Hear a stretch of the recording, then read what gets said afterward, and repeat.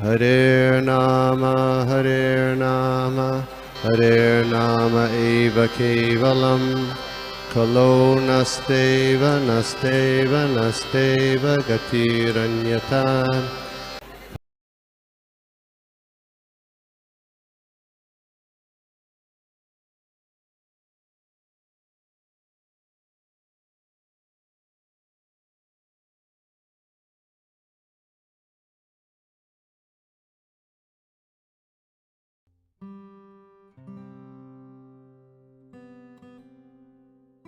तर ठीक आहे, आपण चालू करूया. सर्वांचं स्वागत आहे आपल्या आजच्या या मराठी भगवद्गीतेच्या सत्रामध्ये. आज आपण पाहणार आहोत 4था अध्यायाचा श्लोक नंबर 19 होत्या पुढे. पण मागच्या वेळेस 16, 17, 18 3 श्लोक पाहिले होते. आज आपण 19 त्याच्या पुढे आपण पाहण्याचा प्रयत्न करूया. प्रार्थनेने चालू करूया. सर्व गुरुजनांचा आशीर्वाद घेऊन आपण आजचा जो श्लोक आहे तो समजण्याचा प्रयास करूया. ओम अज्ञानतिमिरान्धस्य ज्ञानाञ्जनशलाकया चक्षुरुन्मीलितं येन तस्मै श्रीगुरुवे नमः. जय श्री कृष्ण चैतन्य प्रभु नित्यानंदा श्री अद्वैत गदाधर श्रीवासादि गौर भक्त वृंदा. हरे कृष्ण कृष्ण कृष्ण हरे हरे, हरे राम राम राम हरे हरे. नानाशास्त्र विचारणैक निपुण षड्धर्म संस्थापक लोकानां हितकारिण त्रिभुवन मन्य शरण्याकर श्री राधा कृष्ण पदारविंद भजनांदेन मत्तालिक वंदे रूप सनातन रघुवीर श्रीजीव गोपालक. सर्वस्य चाहं विधि सन्निविष्ट मत्तः स्फुटिर्ज्ञानं तपोहं च वेदैश्च सर्वैर्मम विद्यो वेदान्तो चाहम्. मुखं करोति वाचालं पंगुं लंघयते गिरिं यत्कृपातमहं वन्दे श्रीगुरुदिनतारिणीं परमानंदमाधवं श्री चैतन्य ईश्वरं.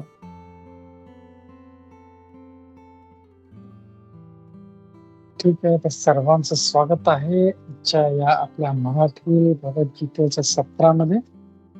आणि आपण आज पाहणार आहोत श्लोक नंबर 19 होत्या पुढे. तर मी शेअर करतो श्लोक, स्क्रीन दिसली की सांगा. तर 4थ्या अध्यायाचा श्लोक नंबर 19. यस्य सर्वे समारंभा, रिपीट करायचं, रिपीट करू शकतो. यस्य सर्वे समारंभा यस्य सर्वे समारंभा काम संकल्प वर्जिताः काम संकल्प वर्जिताः ज्ञानाग्नि दग्ध कर्माणम् ज्ञानग्नि दग्ध कर्माणम् तम आहुः पंडितं बुधा. तम् आहुः पंडितं बुधः. हे जेव्हा असं विसर्ग येतं ना 2 डॉट, तेव्हा त्याला ह त्याला जोडायचा असतो.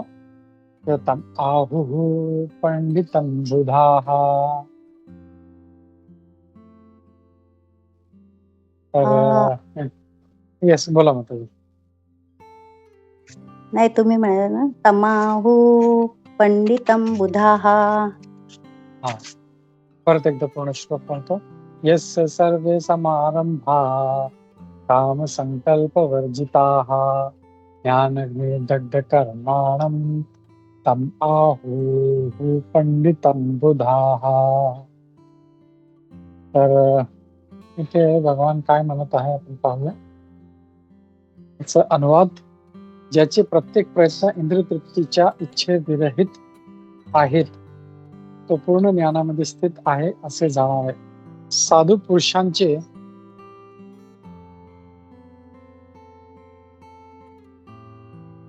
पुरुषांची मते या प्रकारे कर्म करणाऱ्या मनुष्यांचे कर्मफल अग्निरूपे पूर्ण ज्ञानाद्वारे जळून भस्म झाले आहे. इथे काय सांगितलं आहे, माणूस कर्म तर करत आहे पण त्यात इंद्रिय तृप्तीचा त्याचा इच्छा नाही. जसं माणूस काही करतो त्यामुळे त्याला इंद्रिय तृप्तीची इच्छा राहते. तो पूर्णपणे ज्ञानामध्ये आणि तो जो असा जो व्यक्ती आहे तो पूर्णपणे ज्ञानामध्ये स्थित आहे असं समजलं पाहिजे. आणि जे साधू पुरुष आहेत त्यांची मते या प्रकारे, साधू पुरुषांच्या मते म्हणजे साधू पुरुषांप्रमाणे या प्रकारे कर्म करणाऱ्या मनुष्यांची कर्मफळ जे काही करत आहे त्याचे जे कर्मफळ येणार आहे, चांगलं आहे वाईट आहे, अग्निरूप पूर्ण ज्ञानाद्वारे जळून भस्म होतात. तर त्याला जे काही जे आहे म्हणजे त्याचं ज्ञान आहे त्या अग्नीच्या रूपाने त्याला भस्म करून टाकते, हे ते असं भगवान सांगत आहेत. आपण त्याचं तात्पर्य वाचूया. खूप चांगलं तात्पर्य आहे त्याच्यामध्ये. तात्पर्य श्री प्रभुपाद द्वारे. श्री प्रभुपाद की जय. केवळ ज्ञानी व्यक्तीच कृष्ण भावनाभावित मनुष्याची कर्मे जाणू शकतो. कृष्ण भावनाभावित मनुष्य हा सर्व प्रकारच्या इंद्रियतृप्तीच्या कामनांनी रहित असल्यामुळे असे जाणले पाहिजे की आपण भगवंतांचे नित्य दास आहोत. या आपल्या स्वरूप स्थितीच्या पूर्ण ज्ञानाद्वारे त्याने आपले कर्मफळ जाणून भस्म केले आहे. ज्याने या पूर्ण ज्ञानाची प्राप्ती केली आहे तोच वास्तविक पंडित आहे.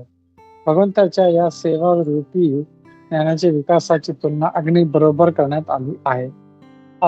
असा अग्नी एकदा प्रज्वलित झाला की तो सर्व कर्मफळे भस्मसात करून टाकतो. इथे या श्लोकामध्ये भगवान आपल्याला सांगत आहेत की जो व्यक्ती भक्त आहे, जो ज्ञानी आहे, ज्ञानी नाही भक्त आहे, त्याचे काय त्याचे लक्षण आहेत. तो इंद्रिय तृप्तीची इच्छा करत नाही, काही कारण केलं. लोक तर भक्ती पण करतात त्याच्यामध्ये पण त्यांना इंद्रिय तृप्तीची इच्छा असते. भगवंता मी हे व्रत करत आहे, मला चांगली बायको भेटू दे, मला चांगले माझ्या मुलं होऊ दे, किंवा माझ्या मुलांची परीक्षा आहे, तर असे त्यांचे जे इच्छा आहेत ते सगळे ते भगवंताच्या पुढे मांडत राहतात. पण जो एक खरा भक्त आहे तो फक्त भगवंताच्या तृप्तीसाठी तो कार्य करत आहे. आणि असा व्यक्ती जो आहे त्याचे जे काही कर्म करत असला तरी अग्नी जे आहे ज्ञानाची अग्नी ती त्याला पूर्णपणे भस्म करून टाकतात. आणि अशी आपण बरेचसे उदाहरणं पण पाहतो. आपण जसं बरेचसे जसे तुकाराम महाराज हे गृहस्थ असून ते आपलं घराचे पण लक्ष द्यायचे, बायकोंना सांभाळायचे, पोरांना सांभाळायचे, घरबार चालवायचे. आणि ते करता करता म्हणजे भगवंताचं इतकं स्मरण असायचं की ते कर्म त्यांचे त्या भगवंताच्या नावामुळे, त्या ज्ञानामुळे ते सगळं त्याचा काही असर त्यांच्यावर कधी झाला नाही. तर हे इथे भगवान सांगत आहे. असं जे जीवन आहे आपल्याला जगलं पाहिजे. आणि भगवान मग आपल्या जे काही कर्म आहे त्याचे ते सगळं काळजी घेतो इथं. तर इथे जो आपण मागच्या श्लोक मध्ये पाहिलं होतं, कर्म अकर्म विकर्म, त्याच्याबद्दल आपण पाहिलं होतं. कसं कर्म जे आहे ते म्हणजे हे काय म्हणतात, वैराग्य काय आहे, संन्यास काय, ते सगळं पाहिलं होतं. तर इथे आता त्या कनेक्शन मध्ये पाहिलं तर प्रत्येक जो जीव आहे त्यांनी कर्म केलेच पाहिजे. पण आर्टिफिशियली त्यांनी अकर्म म्हणजे समी कर्म करत नाही, फक्त चुपचाप बसून राहिला तर तसं चालणार नाही. कारण त्याच्यामुळे अजून धोका पुढे आहे, हे असं भगवान मागच्या श्लोकामध्ये सांगितलं होतं. तर तेच इथे सांगत आहे पुढे भगवान की त्यांनी कर्म कशी केली पाहिजे. म्हणजे एक तर सांगितलं मागच्या यामध्ये की अकर्म करून चालणार नाही, तर कर्म कशी केली पाहिजे ते इथे भगवान सांगत आहे इथे. तर जरी एक ढोंगी बाबा दिसला जो काही करत नाहीये, आपलं समाधी मारून बसला, पण त्याच्या मनात काय विचार चालला आपल्याला माहित नाही. तो किती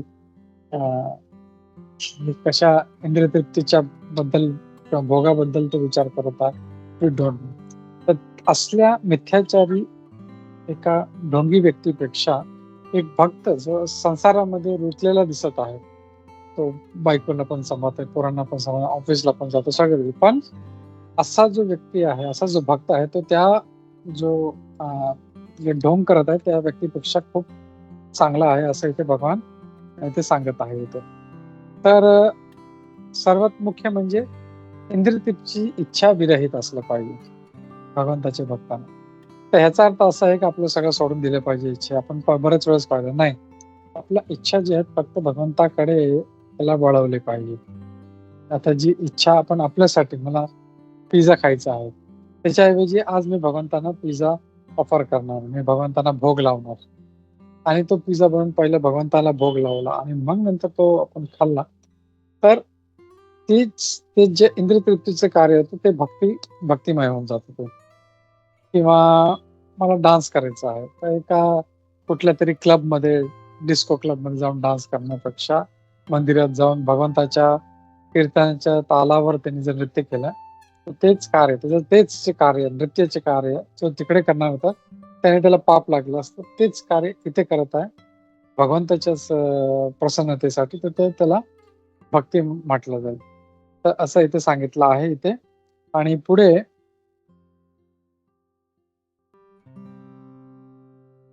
आपण आपण दुसरा श्लोक आहे, श्लोक नंबर 20. मी बोलतो, पण रिपीट करायचं करू शकता. त्यक्त्वा कर्मफल संगम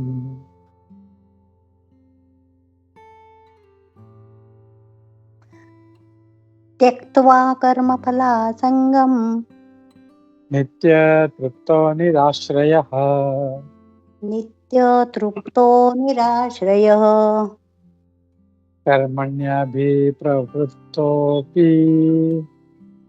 कर्मण्योऽभिप्रवृत्तेऽपि नैव किंचित् करोति सः. नैव किंचित करोति सः. तर इथे काय सांगितलं आहे, आपण तात्पर्य आणि अनुवाद वाचूया. अनुवाद आणि तात्पर्य श्रीप्रभुपादद्वारे. श्रीप्रभुपाद जय. आपल्या कर्मफलावरील सर्व आसक्तीचा त्याग करून नित्य तृप्त आणि स्वतंत्र असणारा, जरी सर्व प्रकारच्या कर्मामध्ये मग्न असला तरी तो कोणतेही सकाम कर्म करीत नाही.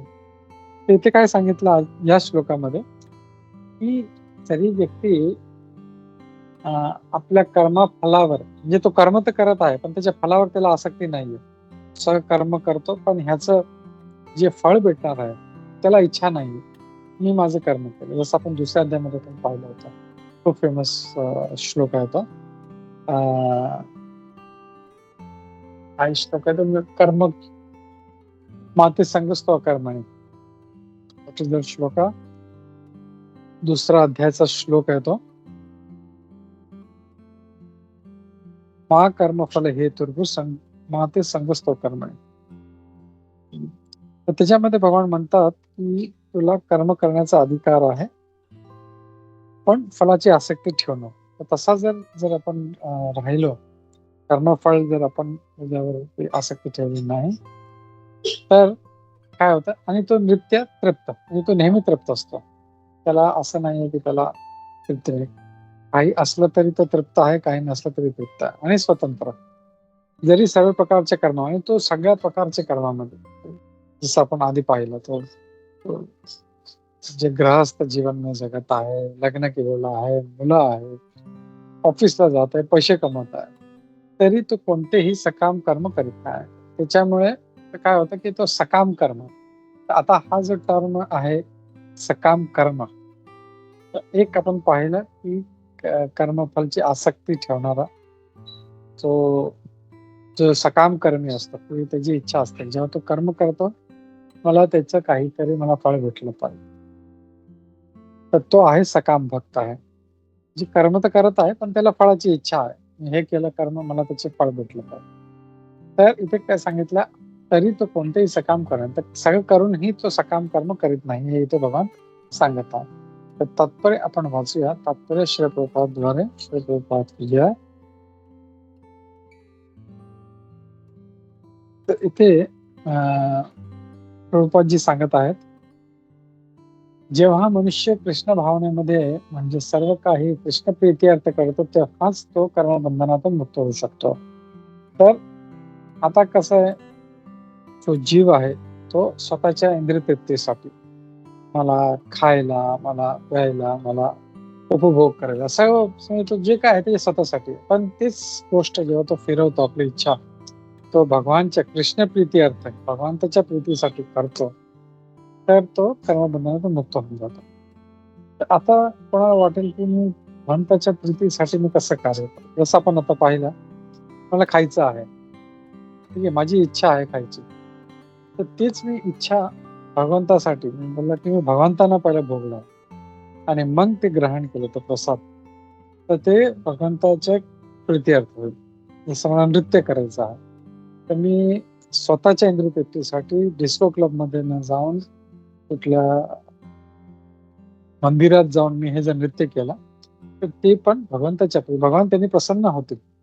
जसं आपण दामोदर लीलामध्ये पाहिलं होतं की एका छोटीशी ही असते, एक उंदरीण असते, तर तिला सवय असते की ती रात्रीचं येऊन जो दिवा असतो विझलेला, त्यातलं जे तूप आहे ते खायची. पण होतं काय एकदा की तो दिवा पेटत असतो आणि ती येऊन ते आपलं नेहमीसारखं ते तूप खायला चालू करते. पण होतं काय, ती जी वात आहे ती तिच्या दाताला मध्ये अडकते, व्हॉटएव्हर ते, आणि तिच्या शरीराला आग पकडते. आणि बिकॉज ऑफ दॅट ती म्हणजे इतकं म्हणजे अग्नी लागला म्हणजे आपल्याला एक चटका लागला तरी कसं होतं, आपण तळमळतो, ती बिचारी तळमळत होती. तर भगवंताने हे विचार केला की ही इंद्रिय माझ्यासाठी नृत्य करत आहे. तर भगवान जे आहे ते भावग्राही होते. तर भगवान हे नाही बघत आहे, पण लगेच ते भगवान म्हणजे त्या जीवाला कसं ना कसं त्याला मुक्त केलं पाहिजे. तर नकळत जर हे फळ भेटत असेल त्या उंदरीने, तर जर भगवंताच्या प्रीतीसाठी केलं तर किती फळ भेटेल. तर हे सगळं कार्य आपण फक्त आपल्याला भगवंताच्या प्रीतीसाठी डोवटेल, वी हॅव टू डोवटेल आपल्याला मधून काढून सेंटर मध्ये भगवान कृष्णाने ठेवलं पाहिजे. आता कुठलाही परिवार जो आहे तो बायकोचं म्हणणं माझ्यासारखं करा, नवऱ्याचं म्हणणं माझ्यासारखं करा, पोरांचं म्हणणं माझ्यासारखं करा, आणि त्याच्यामुळे ते 4 दिशामध्ये सगळं ओढलं जातं. तोच भगवंताला जर सेंटर मध्ये ठेवलं, कृष्णाला सेंटर ठेवलं, सर्व कृष्णाच्या प्रसन्नतेसाठी केलं, तर ऑटोमॅटिक ते जे फॅमिली आहे ती अजून बांधली जाते. तर हे इथे भगवान प्रभुपादजी इथे सांगत आहेत. आणि पुढे ते म्हणतात, तो स्वतःच्या चरित्रार्थ प्राप्त करण्यामध्ये आसक्त नसतो, कारण प्रत्येक गोष्टीसाठी तो श्रीकृष्णावर विसंबून असतो. त्याला प्रत्येक गोष्टीवर तो भगवंतावरती निर्भर असतो. याचा अर्थ असं नाहीये की तो बसून राहतो, हे माझ्या नशिबात असेल, भगवान देणार असतील तर नाही. बरेचशा लोकांना आपण सांगतो, बाबा थोडस भक्ती करा, थोडा माळा करा, पण त्यांना जेव्हा भगवंताची इच्छा असेल तेव्हा आम्ही जप करूया, भगवंताची इच्छा असेल तेव्हा आम्ही मंदिरात येऊ. मंदिर म्हणजे ह्याच्यासाठी तुम्हाला भगवंताची तुम्हाला परवानगी लागते, पण जेवायचं असेल तेव्हा भगवंताला विचारत नाही. मूवी बघायचं असेल तर भगवंताला विचारत, ते आपलं मनाने करतात का, ते आपली इच्छा आहे. तर तसं नसावं. म्हणजे प्रत्येक गोष्टीमध्ये आपला जो एफर्ट आहे तो लागतो, आणि तो एफर्ट टाकला तरच आपण पुढे जाऊ शकतो. तर हे इथे भगवंतावर विसंबून असतात, पण आपलं कार्य सोडत नाही. जसं भगवंताने अर्जुनाला सांगितलं, अर्जुन काय म्हणला, मी बसून राहतो, मी हिमालयात जातो, हे युद्ध तू कर. बोला नाही, तुझं कार्य तू केलं तुम्ही, आणि बाकी फळ जिंकणार, हारणार, काय होणार, मृत्यू पावेल किंवा आपले नातेवाईक मृत्यू पावतील, नाही, पण तुम्ही सांगितलं मला युद्ध करायचं, मी युद्ध करतो, बाकी तुझी इच्छा. तर तसं तो आपलं कार्य करतो, कर्म करतो, आणि सगळं फळ तर भगवंतावर सोडून देतो. तो कोणताही वस्तू प्राप्त करण्यासाठी उत्सुक नसतो. आणि त्याला असं पण नाही काय करत आहे तर त्याला त्याचं फळ पाहिजे. तसेच आपल्याकडे असलेल्या वस्तूंचं रक्षण करण्याकरिताही तो उत्सुक नसतो. आणि आपल्याकडे जे आहे असं पण नाही, आता माणसाकडे थोडेसे पैसे आले की तो त्याला कुठे ठेवू, चोरी तर नाही होईल, त्याला मी इन्व्हेस्ट करतो, सोनं घेतो, हे ते, तर त्याच्यामध्ये त्याचं खूप डोकं लागतं. पण भगवंताचा जो भक्त आहे त्याला माहिती आहे भगवंत माझं रक्षण करत आहे, तर तो त्याचं रक्षण करण्यासाठी पण उत्सुक नसतो. तो आपल्या कुवतीनुसार कर्तव्य पार पाडतो आणि बाकी सर्व कृष्णावर सोपवतो. आपलं तो कर्म करतो. तसं अर्जुनाने केला, मला युद्ध करायला सांगितलं, मी युद्ध केलं, बाकी हारणार जिंकणार ते भगवंताची इच्छा. असा अनासक्त मनुष्य चांगल्या अथवा वाईट कर्मफळापासून मुक्त असतो. आणि असले व्यक्तीला कधी पण चांगलं किंवा वाईट असं काही कर्मफळ जसं वाईट कर्मफळ आहे तर त्याला पाप भोगावं लागेल, पण चांगलं कर्मफळ असलं तरी त्याला परत जन्म घेऊन त्याला ते फळ भोगावे लागतील. जसं आपण नेहमी मी कर्णाची गोष्ट सांगतो की जेव्हा त्याने सगळं दान करून ठेवलं होतं, आपलं कवच कोंडलं सगळे, तरी भगवान श्रीकृष्ण शेवटी त्याच्याकडे जातात, बोलतात ब्राह्मण म्हणून बोलतात मला भिक्षा दे. तो हसतो, बोलतो मी काय देऊ, माझ्याकडे काही नाही. तो बोलतो तुझ्याकडे भरपूर पुण्य आहे, ते पुण्य मला देऊन टाक. आणि ते का मागतात? कारण भगवंतांना माहिती आहे हे जे पुण्यफळ त्याच्याकडे राहिले तर त्याला परत जन्म घ्यायला. भगवंत त्याला त्यापासून मुक्त करण्यासाठी, त्या कर्मफलापासून मुक्त करण्यासाठी चांगले अथवा वाईट हे दोन्ही कर्मफळ आपल्याला बांधतात हे समजलं पाहिजे. जणू काय त्याने काही केलेच नाही, असं वाटतं की त्याने काही केलंच नाही, म्हणजे त्याला कर्मफळच लागत नाही. चांगलं केलं तरी काही लागत नाही, वाईट केलं तरी काही लागत नाही. जसं अर्जुनाने किती लोकांची हत्या केली, आपल्या गुरुला मारण्यामध्ये त्याने भाग घेतला, ते आपल्या आजोबांना मारण्यामध्ये भाग घेतला. किती मोठं पाप कार्य आहे, पण त्याला काही लागलं नाही. हे अकर्म किंवा फलरहित कर्माचे लक्षण आहे. तर ह्याला आपण अकर्म, प्रत्येक कार्य आपण भगवंतासाठी करतो तेव्हा ते अकर्म होतं. म्हणून कृष्ण भावना विरहित इतर कोणतेही कर्म कर्त्याला बंधनकारक ठरते आणि विकर्माचे हेच वास्तविक लक्षण आहे व याचे विवेचन पूर्वीच करण्यात आले आहे. जो कृष्ण भावना भावित आहे तर इथलं कुठलंही कार्य त्याला बांधू शकत नाही. तर हे इथे या श्लोकामध्ये समजतं. आपण अजून एक श्लोक घेऊया, श्लोक नंबर 21.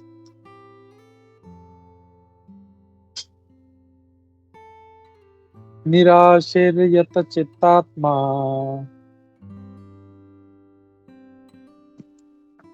हरे का कृष्ण.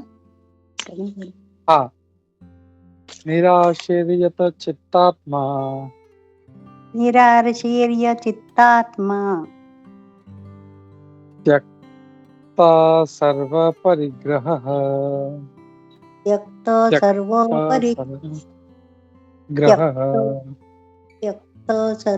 परिग्रह शारीरं केवलं कर्म कुर्वन्नाप्नोति किल्बिषम्.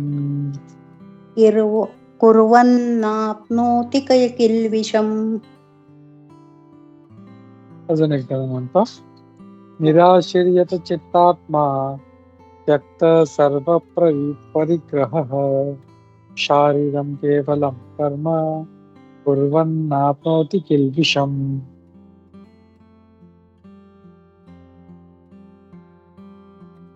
याचा अनुवाद आणि तात्पर्य आपण पाहूया श्री प्रभुपादद्वारे. श्री प्रभुपाद की जय. असा ज्ञानी मनुष्य पूर्णपणे नियंत्रित मन आणि बुद्धीद्वारे कर्म करतो. असा जो व्यक्ती आहे आणि मनुष्य आहे, तो त्याचं मन आणि बुद्धी नियंत्रण ठेवून तो कर्म करत असतो. आपण आज बघत आहोत बरेचसे लोक जे कर्म करत आहेत त्यांचं मन नियंत्रित आहे ना बुद्धी नियंत्रित. आज जे काही होत आहे आपण पाहत आहोत, जे काही इव्हन जनरली लोक वागत आहे किंवा ड्रायव्हिंग म्हणा किंवा काही, म्हणजे त्यांचं मन नियंत्रित नाही. जे मनात आलं ते करतात, जे वाटलं ते करतात. पण आधीच्या काळात असं नव्हतं. आधीचे लोक मन नियंत्रित ठेवून हे चांगलं आहे का वाईट आहे ते विचार करायचे. चांगलं असलं तर ते करायचे. आता लोक काय करतात, पहिले करून टाकतात मग विचार करतात हे चांगलं झालं का वाईट झालं. नाही, तसं नाही. तर ज्ञानी मनुष्य जो आहे, नेहमी एक जो बुद्धिमान मनुष्य आहे, तो खूप विचार करतो, मन नियंत्रणामध्ये ठेवतो, बुद्धी नियंत्रणामध्ये ठेवतो आणि मग तो कर्म करतो. आपल्याकडे असणाऱ्या सर्व गोष्टींवरील स्वामित्वाच्या भावनेचा त्याग करतो आणि जीवनावश्यक असणाऱ्या वस्तूकरिताच कर्म करतो. आणि जे त्याच्यासाठी जीवन आवश्यक आहे त्यासाठीच. असं नाही की त्याच्याकडे चांगलं सर्व आहे तरी लोक आज जे आहेत, आता 1 बेडरूम आहे, टू बेडरूम पाहिजे. टू बेडरूम आहे तर 4 बेडरूम पाहिजे. 4 बेडरूम आहे तर पेंट हाऊस पाहिजे. पेंट हाऊस आहे तर बंगला पाहिजे. तर त्यांचा इच्छा जी आहे ती कधी ती पूर्ण होत नाही. They are not satisfied. याच्या आधी पहिले नित्य तृप्त. तो तृप्त असतो. पण जो एक अभक्त आहे तो नेहमी हाव हाव करत असतो. मला हे पाहिजे, मला हे पाहिजे. त्याच्याकडे BMW असली तरी त्याला बाजूवाल्याची मर्सिडीज बघून त्याला त्रास होतो. तर तो त्याच्यासाठी तो झुरत असतो. तर ही इज नेव्हर सॅटिस्फाईड. तर जीवन आवश्यक वस्तू जी आहे त्याच्यासाठी तो कर्म करतो. ते भेटलं इज सॅटिस्फाईड, संपलं, झालं. अशा प्रकारे कर्म केल्याने तो पाप कर्मांनी प्रभावित होत नाही. अशा प्रकारे जो कर्म करतो त्याला पाप कधी लागत नाही. तर आपण तात्पर्य पाहूया. कृष्ण भावना भावित मनुष्य आपल्या कर्माच्या चांगल्या अथवा वाईट फळांची अपेक्षा करत नाही. त्याचे मन आणि बुद्धी पूर्णपणे नियंत्रित असते. तो जाणतो की आपण भगवंताचे अंश असल्या कारणाने अंशीचा अंश या नात्याने आपण जी भूमिका करीत आहोत ती करण्यात आपण कारणीभूत नसून ती केवळ आपल्याद्वारे भगवंतच करून घेत आहे. तर त्याला हे माहिती असतं. आता काय आहे मेन मुख्य की मी भगवंताचा अंश आहे आणि त्यामुळे मी त्या अंशीचा अंश असल्यामुळे तो म्हणजे मी काही कार्य करेन सगळे जे काय ते भगवंतच करून घेत. तसंच प्रभुपाद इथे चांगलं उदाहरण पण देतो. जसं जेव्हा हात किंवा बोट आपला हालचाल करतो किंवा डोळे पायी आपल्या शरीराचा अवयव हालचाल करतो तर तो स्वतंत्रपणे करू शकत नाही. बोट आपलं म्हणू शकत नाही की बाबा मला लेफ्टला जायचं राईटला जायचं नाही. तो मनुष्य जेव्हा तो डिसाईड करतो तेव्हा तो बोट हलवतो किंवा डोळे किंवा पाय जे काय त्याचे अवयव आहे. तर हे जो स्वामी आहे तो ठरवतो तेव्हा ते एक काम करतो. तसं आपण जे आहोत ते या जे भगवंत आहात त्याचे अंश आहोत. जसं बोट या शरीराचा अंश आहे किंवा पाय शरीराचा अंश आहे तसं आपण भगवंताचे अंश आहोत आणि त्याच्याप्रमाणेच आपण कार्य केलं पाहिजे. आणि पुढे इथे प्रभुपाद म्हणतात कृष्णा भावना भावित मनुष्य नेहमी भगवंताच्याच इच्छानुसार कृती करत असतो. तर प्रत्येक जो भक्त आहे तो भगवंताच्या इच्छेप्रमाणेच कार्य करतो. आपल्या स्वतःचे कार्य करत नाही आपल्या इच्छेप्रमाणे. तर प्रॅक्टिकली पॉसिबल आहे का ते? फक्त भगवंताच्याच इच्छेने काम केलं पाहिजे. माझी इच्छा काही नाही. Is it possible?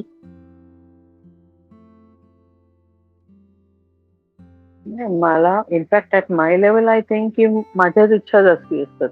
वेदर भगवंत टेल्स मी ऑर नॉट. हा म्हणजे हाऊ डू यू नो? आता तो एक सगळ्यात मोठा प्रश्न आहे की भगवंताची इच्छा कुठली, माझी इच्छा कुठली.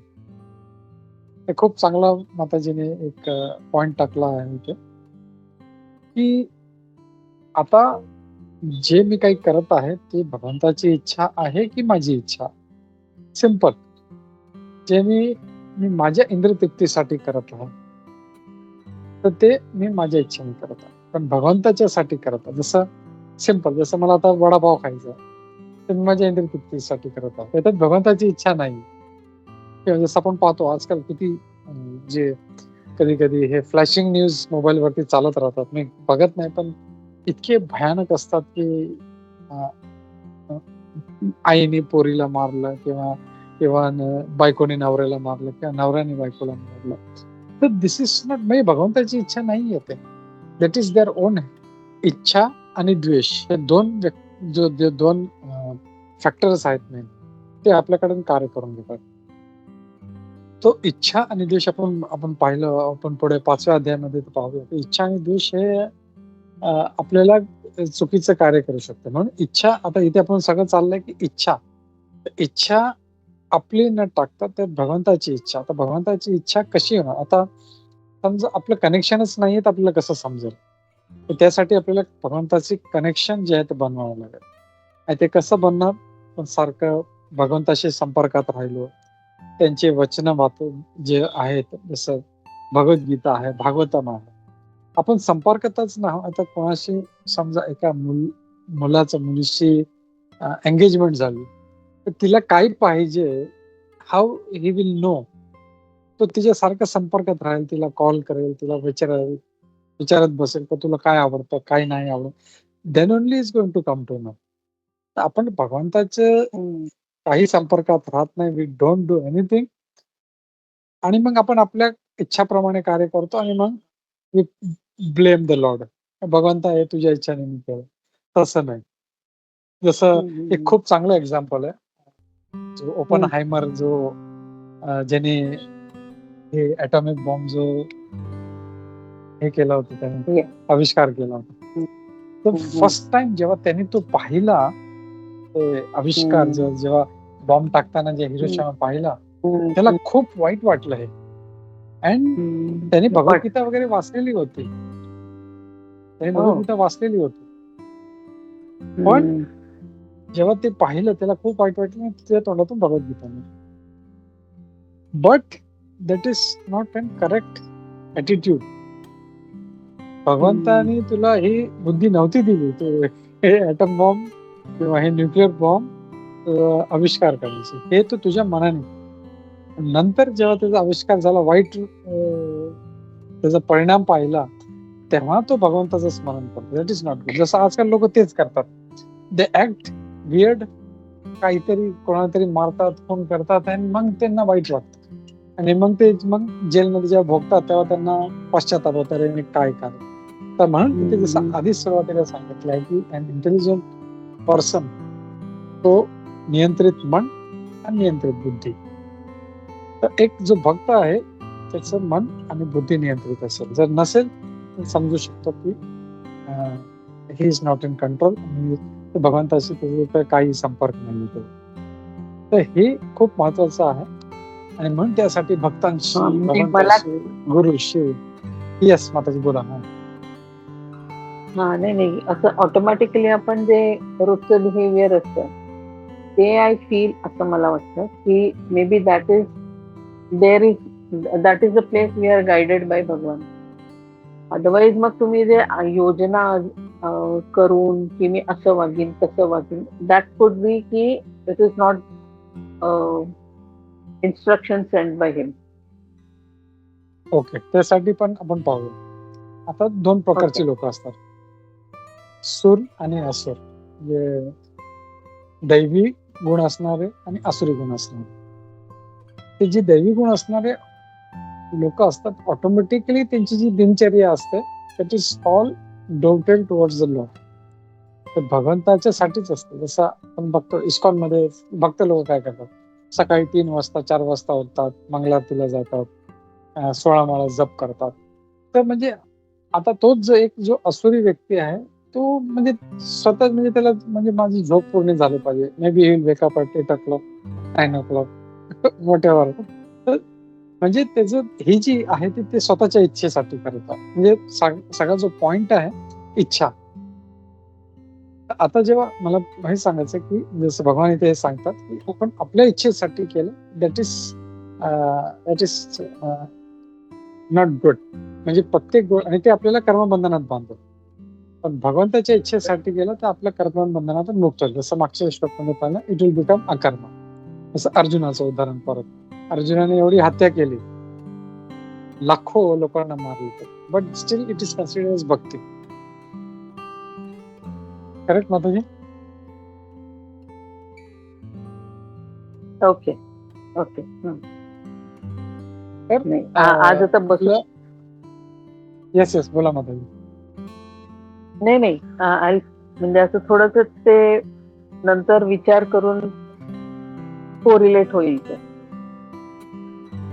थोडस म्हणजे ते बोला ना, ते संपर्कात राहिलं पाहिजे. त्याच्यावरती भगवद्गीता जी वाचली आहे, भागवतम वाचलं आहे, ते वाचत राहिलं पाहिजे. त्याच्यावरती कॉन्टेम्प्लेट केलं पाहिजे, विचार केला पाहिजे आणि मग तो आपला हळूहळू आपला जो कल आहे तो जेव्हा स्पिरिच्युअलिटीकडे जातो तो भौतिककडे जाणार नाही. मग इट विल बिकम स्पिरिच्युअल. मग प्रत्येक गोष्ट त्याची तसं आम्ही बोलतो. तुकाराम महाराज बघा, again I say example of Tukaram Maharaj. Tukaram महाराजांचं काही कार्य असं नव्हतं. त्यांची दिनचर्या पूर्ण आणि ते जे करतात त्यांची इच्छा नसली, जसं आधी तुमच्या ती स्वतःची इच्छा नसली की त्यांनी सर्व कार्य जे आहे ते चांगलेच होतात आणि त्याला फळ पण भेटत नाही. तसं तुकाराम जेव्हा त्यांच्यासाठी गरुडजी आले घ्यायला तेव्हा पण ते किती निर्मळ होते. पहिलं सगळ्या गावकऱ्यांना सांगितलं, बसा चला चला आपण जाऊया. त्या बायकोला सांगितलं, पण नो बडी सगळे. नाही नाही बाबा तू जा तू जा, आम्हाला नको. हम्म, तो ते हम्म, हम्म. जे भक्त असतात त्यांचा जो ती विचारधाराच त्यांची वेगळी असते, त्यांची लाईफस्टाईल, त्यांची शैली सगळी वेगळी असते त्यांची. हरे कृष्ण. हरे कृष्ण. तर असं इथे सांगितलं आहे. आणि मग पुढे इथे सांगतात, म्हणून तो कर्मफलापासून मुक्तच राहतो. आणि असं असल्यामुळे तो कर्मफला त्याला काही फळ लागत. एखाद्या पशुप्रमाणेच त्याचा आपल्या स्वतःच्या शरीरावरही अधिकार नसतो. आता प्रभुपादजी इथे खूप कसं सरेंडर असला पाहिजे. एक पशु जो आहे किंवा एक बकरी किंवा काही, तो पूर्णपणे आपल्या स्वामीवर निर्भर असतो. तो त्याला काही खायला देतो, तो खाते. आणि जेव्हा तो तिला मारायला कत्ल करायला घेऊन जातो तेव्हा ती काही हे करत नाही, ती बगावत करत नाही की मला नको मार. तसं एक जो भगवंताचा भक्त असतो, प्रत्येक गोष्ट मिळतो भगवंतावर तो निर्भर राहतो. तसं इथे उदाहरण दिलं आहे. आणि पुढे इथे सांगतात की तसेच त्या जनावराला कोणतेही वास्तविक स्वातंत्र्य नसते.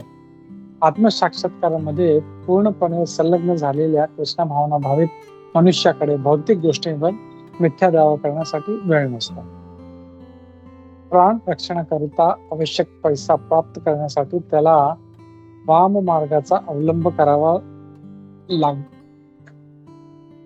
लागतो नाही, लागत नाही. म्हणजे काहीतरी ग्रामर. म्हणून या भौतिक पापांनी तो दूषित होत नाही.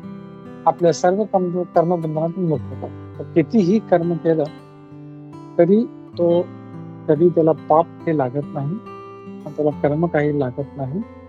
आणि तो कर्मबंधनातून नेहमी मुक्त असतो. आणि काहीही कार्य केलं तर तो नेहमी कर्मबंधनातून मुक्त असतो. आणि जसंच त्याचं कार्य संपलं की परत मग ते भगवंताकडे जातात.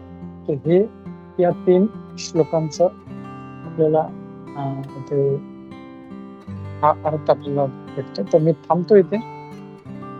कुणाला काही प्रश्न, काही टीका, काही शंका असतील तर आपण घेऊया. काही क्वेश्चन असतील, काही डाऊट असतील, विल टेक दॅट. येस माताजी. हरे कृष्णा प्रभूजी. खूपच छान झाला क्लास आजचा. जसं आता वंदना माताजींनी विचारलं की देवाची इच्छा आणि आपली इच्छा यातला फरक कसा कळायचा, आणि ते तुम्ही खूप सुंदरच छान एक्सप्लेनही केलं दोन्ही वेळेला. तर अजून थोडंसं मला असं ऍड करावं असं वाटतं की पुढे जाऊन जसं आपण भगवद्गीता शिकतो तशा अध्यायांमध्ये जेव्हा विराट रूपाचं दर्शन होतं 10व्या अध्यायामध्ये, त्यावेळेला देव स्वतः सांगत असतात की मी कोण कोण आहे हे ते सांगतात. त्याच्यात जसं आपल्याला डे टू डे लाईफमध्ये जर ह्या गोष्टी अप्लाय करायच्या असतील तर पाण्याची चव पण कृष्ण आहे, एखादं सुंदर दिसणारं फुलही कृष्ण आहे. त्याचप्रमाणे आपण प्रत्येक छोट्या छोट्या गोष्टीमध्ये जर असं देवाशी कनेक्ट व्हायला लागलो, सुरुवातीला जाणीवपूर्वक, नंतर ते आपल्याकडून नकळत होत जाणं, अशा पद्धतीने आपली जी डे टू डे लाईफची कर्म आहेत, ज्याला आपण कोणाची इच्छा आहे जेव्हा आपण म्हणत असतो, ती नकळतपणे देवाच्या इच्छेबरोबर बांधली जातील आपली. तसा एक पॉइंट माझ्या लक्षात आला आता, हा सांगावा असा म्हणून शेअर केला. हरे कृष्ण. थँक्यू माता. या करेक्ट, बरोबर आहे. पण त्यासाठी शास्त्र वाचणे, भगवद्गीता वाचणे, भागवतम वाचणे, भक्तांशी संपर्कात राहणे, मंदिरात जाणे, ही जी स्पिरिच्युअल ऍक्टिव्हिटीज आहे ते वाढवली पाहिजे. आता कसं जसं भगवान म्हणतात 2 जगत आहेत, आध्यात्मिक आणि भौतिक. आपण एकतर भौतिक जगात राहू शकतो किंवा आध्यात्मिक जगात राहू शकतो. तर एक जो भक्त आहे त्या भौतिक जगात राहून पण तो आध्यात्मिक जगत मध्ये असतो, कारण त्याचे सगळा जो विचार आहे तो नेहमी तो भगवंतावरती स्मरण असतो. जसं आपला जीव आहे, जसं अंतरंगा शक्ती आणि बहिरंगा शक्ती आहे. तो जो जीव आहे, आपण जे आहोत आत्मा, त्याला तटस्थ शक्ती म्हटलं आहे. का? कारण तो तट म्हणजे तो इथे पाणी आहे त्याचं तट आहे. He can be either in water, he can either be on the earth, तटावर म्हणजे पुढे पृथ्वीवर राहू शकतो. तसं आपण डिसाईड करतो आपण की मला भौतिक जीवनामध्ये राहायचं आहे का आध्यात्मिक जीवन. आणि जो कल आहे नॅचरली तो भौतिकताकडे असतो, इंद्रिय तृप्तीकडे असतो. तर तो आपल्याला हळूहळू, जसं म्हणून ते सांगितलं, मन आणि बुद्धी नियंत्रित केली पाहिजे. आणि ते जेव्हा करतो आणि आपल्या जो शास्त्रांचं अध्ययन करत राहतो, वाचत राहतो, तर जसं आपण पाहिलं की जे दुसरे धर्मातले लोक आहेत, रेग्युलरली ते आपले ग्रंथ वाचतात. बायबल असो, कुराण असो, तोरा असो, जैनिझम असो, इतके कट्टर असतात ते लोक. फक्त आपलेच लोक थोडेसे नाही, खूप ढिले पडले आहेत.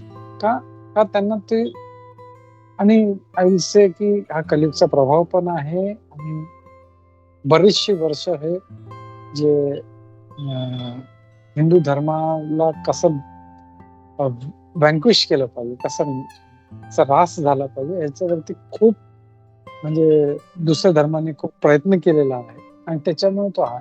आणि म्हणून लोक, जसं आपलं बघितलं जाईल, तक्षशिला ही जी युनिव्हर्सिटी होती, ती वर्ल्ड मध्ये सगळ्यात मोठी होती. नंतर जेव्हा त्याला आग लावली, तर आग किती दिवस चालली? Just imagine. कोणी सांगू शकतो ना? डज एनीबडी नो की आग किती दिवस चालली होती? आय थिंक 3 महिने प्रभूजी. 3 महिने. परफेक्ट. म्हणजे इतके ग्रंथ होते, इतकं वाचण्याचं तिथं होतं, आणि इतकी मोठी युनिव्हर्सिटी होती. 3 महिने तिला ते आग विझायला लागली. It was ट्रेमेंडस. तर हे जे आहे आपल्याकडे खूप आहे, आपल्या जे शास्त्रांमध्ये, आपल्या सनातन धर्मामध्ये. पण somehow we are getting doubted. आपण त्याच्याकडे लक्ष न देता जे दुसऱ्या गोष्टींवरती लक्ष देतो, आणि त्याच्यामुळे अध्यात्मापासून आपण भौतिकताकडे जातो. तर तो जो आपला जो टर्न आहे, तो आपल्याला वाचवला पाहिजे. Again we have to get back to the spiritual life. असं नाही म्हणा ते जंगलात जाऊन तुम्ही संन्यासी बना, जोगी बना, पण ऍटलिस्ट आपले शास्त्र वाचा, भगवान काय म्हणत आहे ते वाचा. ते जर आपण केलं, नाहीतर आज बघितलं आपण पूर्ण जो साऊथ आहे, किती कर्मशेष होत आहे. का? कारण लोकांना ते त्यांच्या धर्मात काय आहे त्याच्याबद्दल त्यांना काही माहिती, दुसऱ्याने काही सांगितलं की लगेच ते कन्वर्ट होतं. So we have to be very very आपलं सजग असलं पाहिजे. आपल्या धर्मामध्ये काय आहे ते तरी तुम्हाला माहिती पाहिजे, and then you can compare की दुसऱ्या धर्माबद्दल काय बोलत आहे.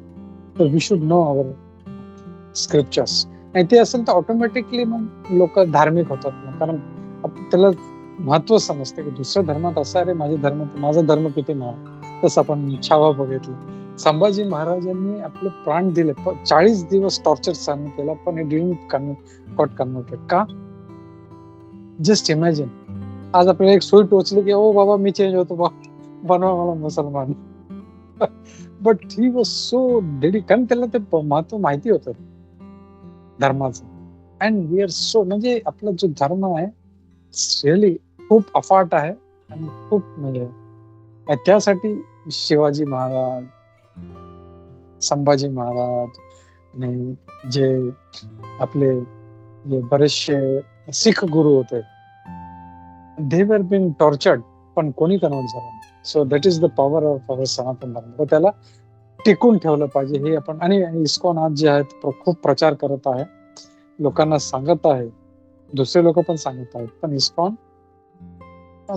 विगरसली म्हणजे एकदम जोर मध्ये एवढा प्रचार करत आहे, आणि दे आर नॉट चार्जिंग, ते पैसे घेत नाही, काय नाही, जस्ट म्हणजे लोकांना जागृत करत आहे. Let's be alert, let's awake आपल्या धर्माच्या प्रती, देन वी विल बी, मग आपल्याला सगळं समजेल आपल्याला. थँक्यू. हरे कृष्णा. हरे Krishna Prabhuji, thank you so much. हरे कृष्ण प्रभूजी.